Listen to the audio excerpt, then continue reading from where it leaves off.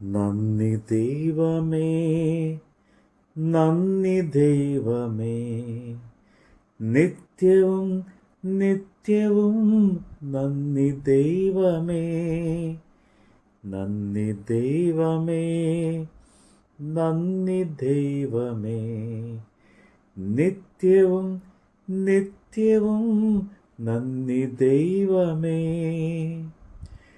ബുദ്ധിജ്ഞാനം ശക്തിക്കായി നന്ദിയേകിടാ, സിദ്ധിമുക്തി തൃപ്തിക്കായി നന്ദിയേകിടാ.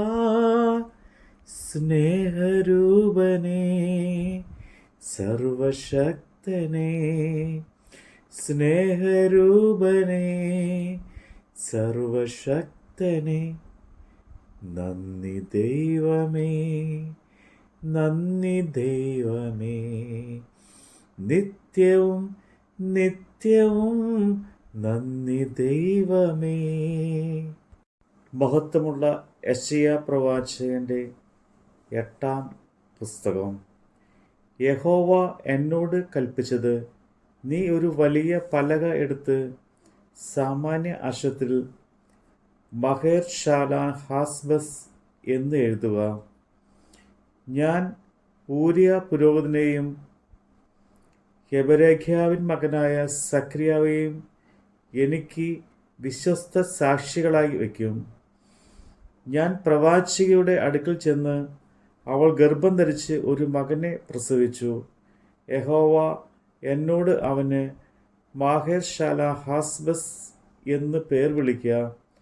ഈ കുട്ടിക്ക് അപ്പ അമ്മ എന്ന് വിളിപ്പാൻ പ്രായമാകും മുമ്പേ ദമശ്കേക്കിലെ ധനവും ശമരിയയിലെ കൊള്ളയും ആശൂർ രാജാവിൻ്റെ അടുക്കിലേക്ക് എടുത്തുകൊണ്ടുപോകും എന്ന് അരുളി ചെയ്തു.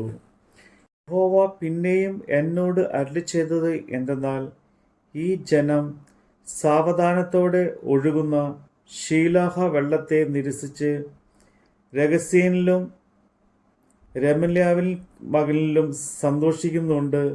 അതു കാരണത്താൽ തന്നെ യഹോവ നദിയിലെ ബലമേറിയ പെരുവെള്ളത്തെ ആശൂർ രാജാവിനെയും അവൻ്റെ സകല മഹത്തെയും തന്നെ അവരുടെ മേൽ വരുത്തും.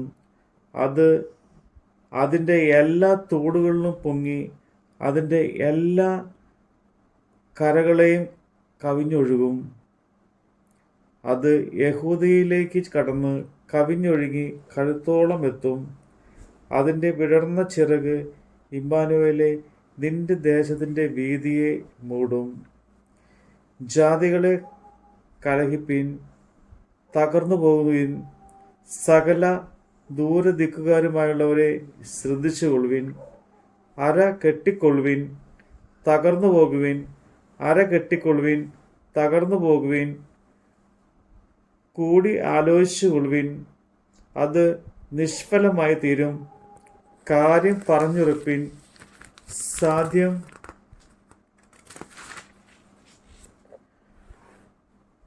ഉണ്ടാകുകയില്ല. ദൈവം ഞങ്ങളോട് കൂടെ ഉണ്ട്. യഹോവ ബലമുള്ള കൈകൊണ്ട് എന്നെ പിടിച്ച് എന്നോട് അരുളി ചെയ്തു, ഞാൻ ഈ ജനത്തിൻ്റെ വഴിയിൽ നടക്കാതിരിക്കേണ്ടതിന് എനിക്ക് ഉപദേശിച്ചു തന്നു എന്നാൽ, ഈ ജനം കൂട്ടുകെട്ട് എന്ന് പറയുന്നതിനൊക്കെയും കൂട്ടുകെട്ട് എന്ന് നിങ്ങൾ പറയരുത്. അവർ ഭയപ്പെടുന്നതിനെ നിങ്ങൾ ഭയപ്പെടരുത്, ഭ്രമിച്ചു പോകുകയുമരുത്. സൈന്യങ്ങളുടെ യഹോവയെ ശുദ്ധീകരിപ്പിൻ. അവൻ തന്നെ നിങ്ങളുടെ ഭയവും നിങ്ങളുടെ ഭീതിയും ആയിരിക്കട്ടെ. എന്നാൽ അവൻ ഒരു വിശുദ്ധ മന്ദിരമായിരിക്കും. എങ്കിലും ഇസ്രായേൽ ഗൃഹത്തിന് രണ്ടിനും അവൻ ഒരു ഇടർച്ചക്കല്ലും താങ്ങൽ പാറയും യെരൂശലേം നിവാസികൾക്ക് ഒരു കുടുക്കും കെണിയും ആയിരിക്കും. പലരും അതിന്മേൽ തട്ടി വീണ് തകർന്നു പോവുകയും കെണിയിൽ കുടുങ്ങി പിടിപെടുകയും ചെയ്യും. സാക്ഷ്യം പൊതിഞ്ഞ് കെട്ടുക. അതിൻ്റെ എൻ്റെ ശിഷ്യന്മാരുടെ ഇടയിൽ ഉപദേശം മുദ്രയിട്ട് വയ്ക്കുക. ഞാനോ യാക്കോബ് ഗൃഹത്തിന് തൻ്റെ മുഖം മറച്ചു കളഞ്ഞ യഹോവയ്ക്കായി കാത്തിരിക്കുകയും പ്രത്യാശിക്കുകയും ചെയ്യും.